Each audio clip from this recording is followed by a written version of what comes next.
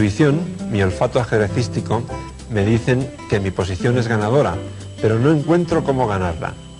Esa es una de las mayores tensiones que puede sentir un ajedrecista durante una partida. Causa una sensación de gran impotencia.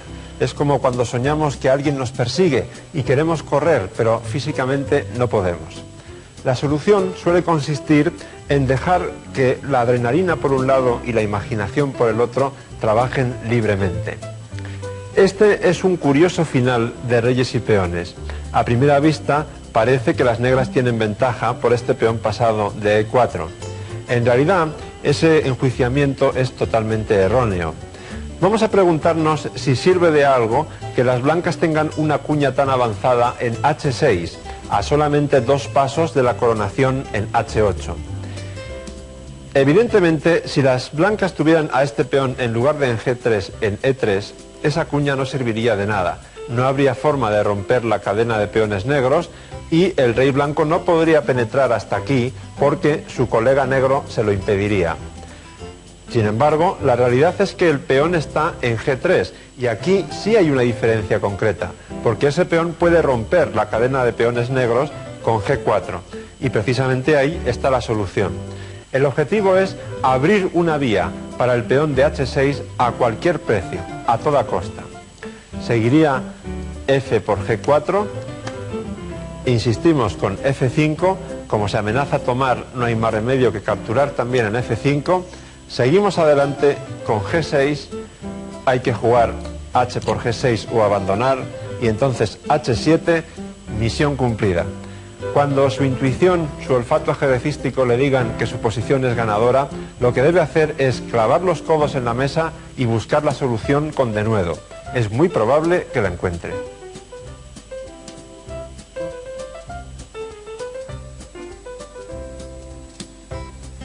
Y ahora vamos a ver una auténtica joya, una de las posiciones más impresionantes que ha producido el ajedrez.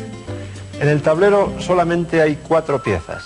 Les corresponde jugar a las blancas y todo indica que van a ganar, porque evidentemente su primer movimiento va a ser C7 y no se ve cómo las negras pueden evitar que ese peón corone.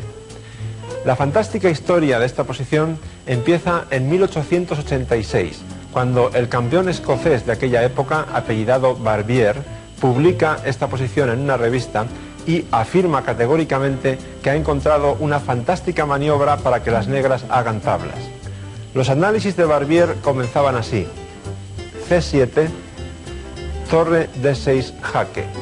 Y ahora las blancas tienen que tener muchísimo cuidado al elegir dónde ponen su rey, porque, por ejemplo, rey C5 no sería bueno por torre D1 y ahora, si las blancas coronan, torre jaque, ganando la dama y la partida.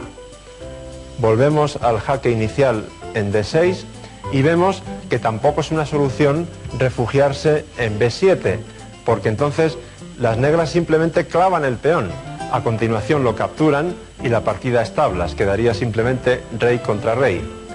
Una vez más hay que volver al jaque en D6 para descartar también cualquier movimiento del rey blanco a la columna A, a A7, A6 o A5. Por ejemplo, A5 no sirve por la sencilla torre C6 y una vez más las negras ganan no solo el peón, sino también la partida. En conclusión, después de torre D6 jaque, la única jugada buena es rey B5. Aprovechando todo el razonamiento anterior, las negras insisten y juegan torre D5 jaque. Todas las ideas que he dicho antes siguen valiendo ahora, por lo tanto, la única respuesta lógica es rey B4. Las negras insisten una vez más, torre D4 jaque, rey a B3 y de nuevo torre D3 jaque. Recuerden que no nos podemos ir a la columna C, al menos hacia arriba, porque entonces torre D1 con la idea de dar jaque en C1. En esta posición entonces hay que jugar rey C2, pero ahora de pronto parece que las blancas ganan. ¿Dónde demonios puede ir esa torre para evitar que el peón corone? Y aquí está el gran hallazgo de Barbier, que propone torre D4. Ahora las blancas no deben coronar una dama, porque entonces torre C4 jaque, única dama por torre, y el rey negro está ahogado. La posición es tablas. Este fue el gran hallazgo de Barbier. Y además no se ve qué otra cosa pueden hacer las blancas después de la fantástica jugada torre de 4. Porque si amenazan la torre con el rey C3, volveríamos nuevamente al famoso tema torre de 1 con la idea de torre C1 jaque.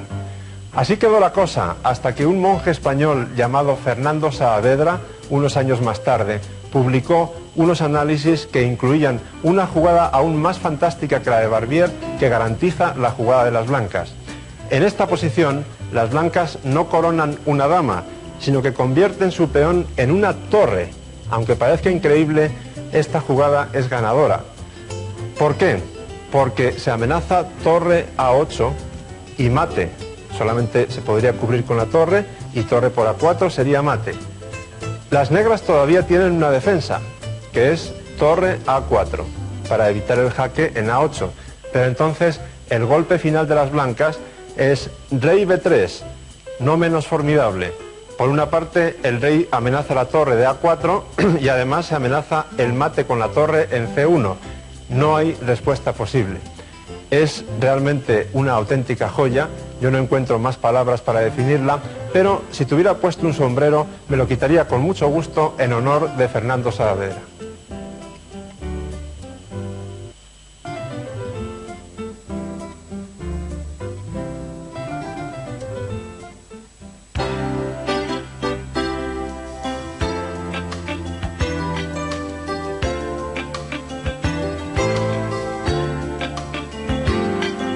Wilhelm Steinitz, nacido en Praga, campeón desde 1886 hasta 1894, es el precursor del culto a la estrategia. Una de sus obras fue el libro de cabecera de Fischer durante mucho tiempo.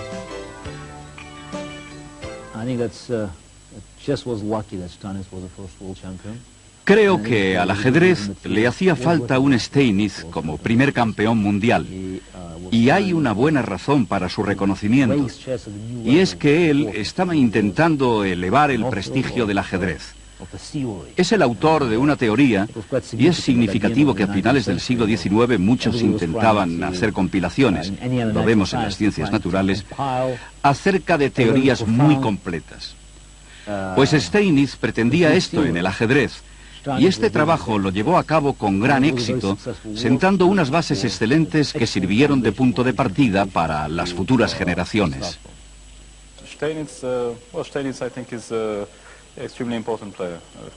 Steinitz es un jugador muy importante para la historia del ajedrez. Es difícil decir algo original sobre estos jugadores, porque ya se ha dicho todo. Creo que Steinitz fue el que primero intentó explicar el ajedrez de una forma científica. Morphy fue un jugador más fuerte antes que él, y muy natural.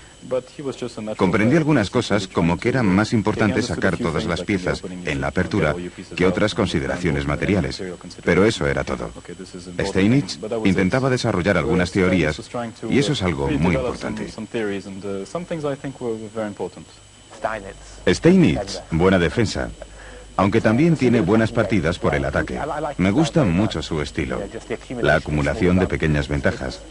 Es lo que han hecho todos los jugadores desde entonces. Es muy importante por eso.